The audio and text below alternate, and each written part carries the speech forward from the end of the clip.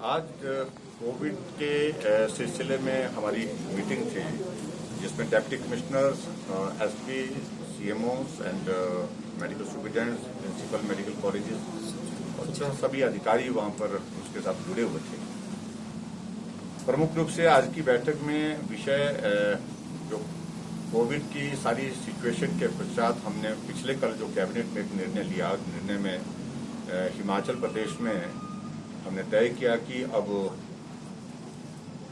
थोड़ी सख्ती और ज्यादा करने की आवश्यकता है और उस दृष्टि से हिमाचल प्रदेश में कोरोना कर्फ्यू हमने लागू करने का निर्णय किया है। वो कल से लागू हो जाएगा, उसकी इम्प्लीमेंटेशन प्रभावी हो, ठीक प्रकार से सारी चीजें वहां पर हो, लोगों को असुविधा भी नहीं हो, लेकिन उसके साथ साथ में लोगों को घरों से बाहर आने के लिए किस प्रकार से हम रोक सकते हैं, किस प्रकार से उसमें भूमिका निभा सकते हैं, वो सारी चीज के लिए कहा। और उसके अतिरिक्त हमने पूरा फीडबैक सभी जगह लिया है, बेड कैपेसिटी में क्या चल रहा है, ऑक्सीजन सप्लाई में क्या चल रहा है, हमारी दूसरी जो हमारी सप्लाई चेन जो है वो प्रॉपर्ली मेंटेन्ड है कि नहीं है, उन सारी बातों को लेकर के चर्चा हुई। फील्ड के जितने भी इश्यूज आते हैं उन सारी चीजों पर डिस्कशन हुए। डिस्कशन के पश्चात जो है कुछ निर्णय हुए हैं और उन बातों को लेकर के आगे बढ़ेंगे। क्या फीडबैक है सर? उनकी ही पार्टी के प्रतिनिधि पिछले कल जो ऑल पार्टी मीटिंग की बैठक में उपस्थित थे और वहां लंबी चर्चा हुई है।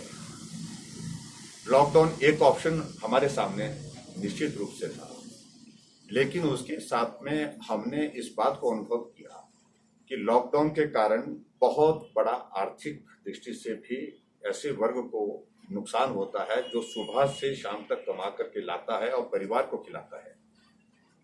उस दृष्टि से जीवन भी चलना चाहिए और कोविड भी रुकना चाहिए। इसके लिए क्या तरीका निकल सकता है, उसका रास्ता निकालने के लिए प्रयत्न किया गया और मैं समझता हूं कि उनको इस बात को समझना चाहिए, एक्सपेरिमेंट वाली कोई बात नहीं है। अगर हिमाचल प्रदेश में पिछली बार जब कोविड का संकट आया था, जब इस प्रकार की पाबंदियां, इस प्रकार की सख्तियां हमने लागू की थी प्रदेश में, उसका असर हुआ था हिमाचल में और फरवरी के महीने में हिमाचल प्रदेश में मात्र 200 एक्टिव केस रह गए थे।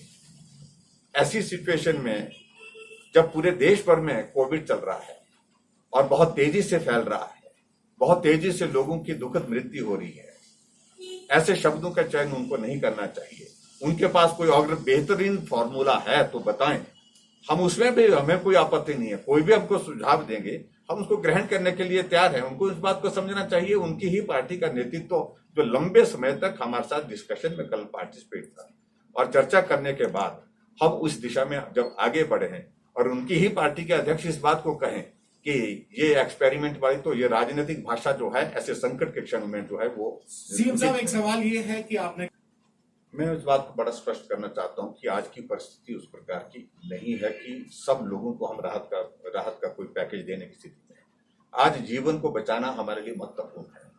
उनकी बात की, उनकी भावनाएं अपनी जगह है, मैं उसका भी सम्मान करता हूं। नुकसान हुआ है, बहुत नुकसान हुआ है और उस नुकसान की भरपाई करना स्वाभाविक रूप से उनके लिए भी कठिन है, लेकिन इस बात को भी समझना होगा कि आज की तारीख में आदमी जीवन के लिए संघर्ष कर रहा है, जीवित कैसे रहें, और वो हमारे सामने एक बहुत बड़ी चुनौती है। उस चुनौती का सामना करते हुए हमारी प्राथमिकता आज इस संकट से पहले प्रदेश को बाहर निकालना, हर व्यक्ति के जीवन के लिए उसकी रक्षा कर सकें, उसको हम बेहतरीन ट्रीटमेंट दे सकें ताकि वो स्वस्थ होकर के अपने घर पहुंचे। स्वाभाविक रूप से इस बात को मान रहा हूं, जो फैक्ट्स हैं वो फैक्ट्स, उसमें मना करने का कोई मतलब नहीं बनता है।